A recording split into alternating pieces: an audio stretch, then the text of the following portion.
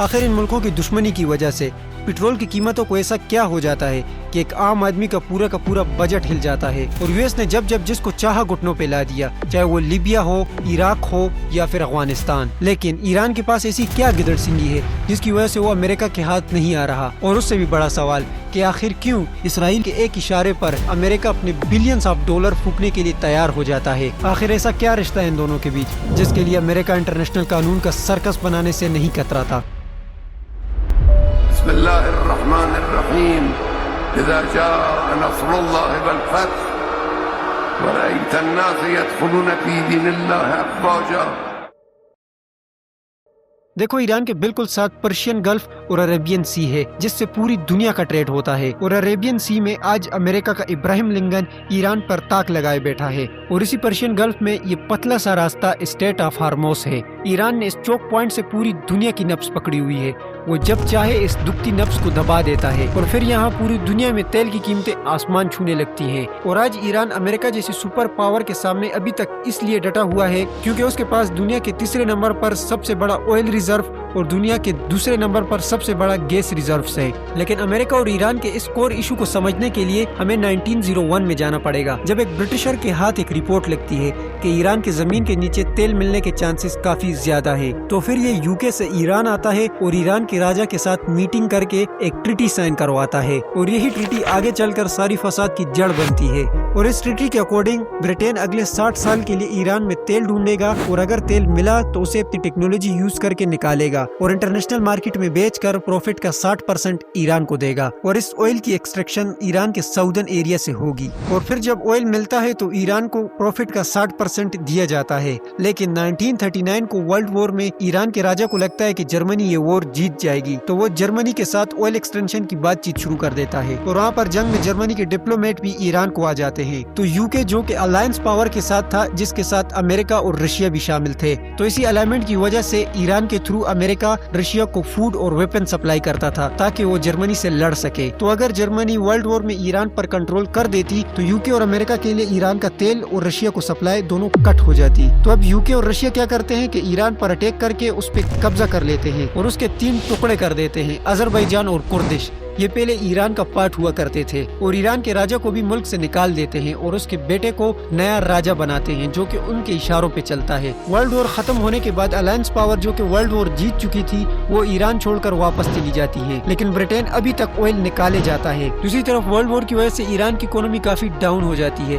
लोगों के पास खाने के लिए रोटी तक नहीं होती। तभी ईरान के ऑयल कमीशन का चेयरमैन मोसादेक जब ये लोगों की बात सुनता है तो ऑयल नेशनलाइज कराने के लिए पार्लियामेंट में बिल ले जाता है। यानी आज के बाद ईरान अपना ऑयल खुद निकालेगा और खुद बेचेगा। जब ब्रिटिशर्स को ये पता चलता है तो वो मोसादेक को मनाने के लिए काफी सारी ऑफरें देते हैं, लेकिन मोसादेक इन सारी ऑफरों को ठुकरा देता है। जब ब्रिटिशर्स की इसके सामने नहीं चलती तो वो राजा पर प्रेशर बनाते हैं। तो राजा इलेक्शंस में धांधली करवाता है और चेयरमैन मोसादेक को उसकी सीट से हटा देता है। ईरान के लोग ये देखकर राजा के घर के सामने प्रोटेस्ट करने लगते हैं और राजा को मजबूरन इलेक्शन कैंसिल करवाने पड़ते हैं। तो अब मोसादेक को जैसे ही उसकी सीट वापस मिलती है तो वो ऑयल नेशनलाइज करने का बिल पास करवा लेता है और ब्रिटेन जो कि ईरान के तेल से फायदा उठा रहा था वो बंद हो जाता है। तो ब्रिटेन क्या करता है कि ईरान की यूरोप जाने वाली शिपमेंट्स को ब्लॉक करवा देता है और साथ ही ब्रिटिश बैंक में पड़े ईरान के पैसे को फ्रीज करवा देता है। 1952 में पीएम मोसादेक को उसकी सीट से हटाने के लिए राजा एक प्लेन बनाता है। जब वो प्लेन फेल हो जाता है तो राजा देश छोड़कर भाग जाता है। अब यूएस और यूके ईरान के तेल को किसी भी हालत में छोड़ने के लिए तैयार नहीं होते। 1953 में इन दोनों की इंटेलिजेंट एजेंसीज ईरान में एक ऑपरेशन करती हैं। इस ऑपरेशन में ये लोग मोसादेक को उठाकर उसके घर में कैद करके उसको गोली मार देते हैं। मोसादेक के मरने के बाद अमेरिका अपने आदमी को ईरान का नया पीएम बनाता है और वो इस राजा के जरिए एक एग्रीमेंट साइन करवाते हैं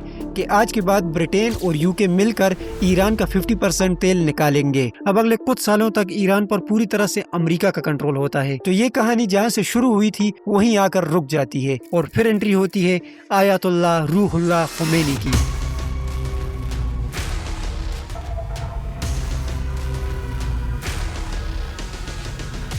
खुमैनी ईरान की एक सिटी के अंदर स्पीच देता है कि राजा अमेरिका के हाथों बिका हुआ है और वो ईरान को लूट लूट के खा रहा है। ये सुनने के बाद राजा खुमैनी को उठाकर जेल में डाल देता है। اور 19 دن بعد اسے جیل سے نکال کر ایران سے عراق بھیج دیتا ہے۔ لیکن عراق سے بھی خمینی بار بار اسپیچز دیتا ہے کہ راجہ ایران کے لوگوں کو بیچ کے کھا جائے گا، اپنے حق کے لیے آواز اٹھاؤ۔ جب ان اسپیچز کی کیسٹس ایران پہنچتی ہیں تو ان میں لوگوں کو ولایت الفقہ کا کنسپٹ کافی پسند آتا ہے کہ پورے ملک پر حکومت صرف اللہ کی ہوگی اور پورے ملک کو اسلام کے اکارڈنگ چلایا جائے گا۔ یہ اسپیچز اتنی پاورفل تھی کہ ایران کے لوگ سڑکوں پر اتر کر پروٹیسٹ کرنے لگے، اور وہیں دوسری طرف عراق کا صدام حسین خمینی کو عراق سے نکال کر سیدھا فرانس بھیج دیتا ہے۔ وہی راجہ ان پروٹیسٹ کو روکنے کے لیے اپنی ایجنسی کا یوز کر کے لوگوں کو اٹھواتا ہے اور اٹھوا کر ان کو ٹورچر کر کے ان کا منہ بند کرواتا ہے۔ جب اس سے بھی بات نہیں بنتی تو راجہ نیوز پیپر میں خبر چھاپتا ہے کہ خمینی تو ایک برٹش ایجنٹ ہے۔ جب لوگ یہ خبر پڑھتے ہیں تو وہ اور زیادہ غصہ ہو جاتے ہیں اور پروٹیسٹ اور بڑھ جاتے ہیں۔ تو اب راجہ ان پروٹیسٹرز پر فائرنگ شروع کروا دیتا ہے۔ اس کے بعد خمینی فرانس سے پھر اسپیچ دیتا ہے کہ راجہ کو اٹھا کر ملک سے باہر پھینکو۔ یہ سن کر راجہ ڈر کے مارے میڈیکل ٹریٹمنٹ کا بہانہ کر کے اپنی فیملی کے ساتھ امریکہ بھاگ جاتا ہے۔ راجہ کے بھاگنے کے بعد خمینی 1 فروری کو ایران واپس آتا ہے اور اسے ویلکم کرنے کے لیے 3 ملین لوگ ایئرپورٹ پر آتے ہیں۔ خمینی آتے ہی سب سے پہلے ایران کی پوری کابینٹ کو ختم کرتا ہے اور پھر ووٹ کرواتا ہے۔ اس میں 98% ووٹ اس حق میں ہوتے ہیں کہ ایران کو اسلام کے رولز کے اکارڈنگ چلایا جائے گا اور ساری مین پاور سپریم لیڈر کے پاس ہوگی، اور اسی کو اسلامک ریولوشن کہا جاتا ہے۔ خمینی سپریم لیڈر بننے کے بعد کہتا ہے کہ بڑا ایول امریکہ اور چھوٹا ایول اسرائیل ہے۔ اس کے بعد خمینی ایران میں IRGC نام کی ایک پوری آرمی بناتا ہے۔ وہیں پر ایران کے لوگ امریکہ بھاگا ہوا راجہ کو ابھی تک نہیں بخشتے، اور وہ ایران میں جو US کی ایمبیسی ہوتی ہے اس کی دیوار لانگ کر امریکن امپلائیز کو قیدی بنا دیتے ہیں اور امریکہ سے اپنے بھاگے ہوئے راجہ کی ڈیمانڈ کرتے ہیں، لیکن امریکہ ان کی ڈیمانڈ نہیں مانتا۔ اسی دوران راجہ کینسر کے مارے مر جاتا ہے اور یہ معاملہ خود بخود ختم ہو جاتا ہے، اور پھر 444 دن بعد امریکن قیدیوں کو ایران سے واپس بھیجا جاتا ہے۔ جب امریکہ کی مونوپولی ایران پر سے ختم ہو جاتی ہے تو وہ ایران کی اسلامک ریولوشن کو ایک اسٹیٹ اسپانسر ٹیررزم ڈکلیئر کر دیتا ہے۔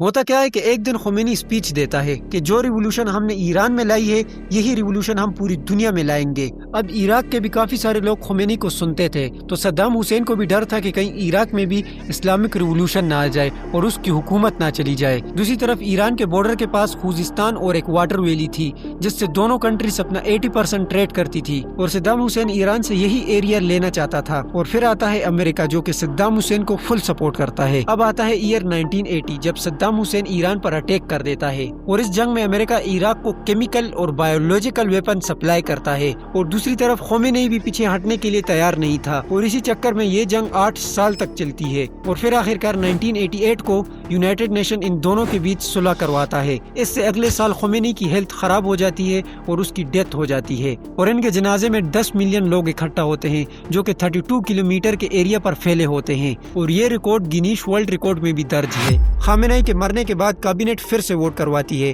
اور ان ووٹوں میں سے 60% ووٹ آیت اللہ علی خامنہ ای کو ملتے ہیں۔ اب اس انفارمیشن کے بیس پر اسرائیل اور US اپنی لانگ رینج میسائل سے ایران کے سیکریٹ کمپاؤنڈ پر اٹیک کر دیتے ہیں، اور اس میں خامنہ ای اور اس کے 2 سیکریٹ ایڈوائزرز کی ڈیتھ ہو جاتی ہے۔ اور پھر اس کے بعد ایران مڈل ایسٹ میں جو امریکہ کے بیسز ہیں ان پر اٹیک کر کے کوہرام مچا دیتا ہے، اور اوپر سے ایران کے سستے ڈرونز نے امریکہ کے بلینز آف ڈالر کا نقصان کر دیا ہے، اور دوسری طرف چائنا اور رشیا سیکریٹلی ایران کو سپورٹ کر رہی ہیں، اور ڈونلڈ ٹرمپ کے منع کرنے کے بعد بھی علی خامنہ ای کے بیٹے مجتبی خامنہ ای کو ایران نے سپریم لیڈر بنا دیا ہے، اور سیز فائر کی کافی ساری نیگوسیشن پاکستان میں بھی ہوئی ہیں، لیکن کوئی خاص رزلٹ نہیں نکلا، اور آئے دن ہم نیوز میں دیکھتے ہیں کہ کبھی جنگ رک جاتی ہے تو کبھی پھر شروع ہو جاتی ہے۔ تو آپ کو ہماری یہ ویڈیو کیسی لگی ہمیں کومنٹ سیکشن میں ضرور بتائیے، اور ہم آپ کو اس طرح کی اور ویڈیو لاتے رہیں گے آپ کے لیے۔ جو بھی کرنٹس افیئرس یا کرنٹس نیوز ہوتی ہیں تو ان کی ویڈیو ڈیفینیٹلی آپ کو اس چینل پہ ملے گی، یا پھر جو بزنس کیس اسٹڈیز ہوتی ہیں۔ سو ہاں، جڑے رہنے کے لیے آپ کو پتہ ہے کہ آپ کو کیا کرنا ہے۔ So yeah this it's from my side. I'm sorry if I hurt your emotions unknowingly. Bye.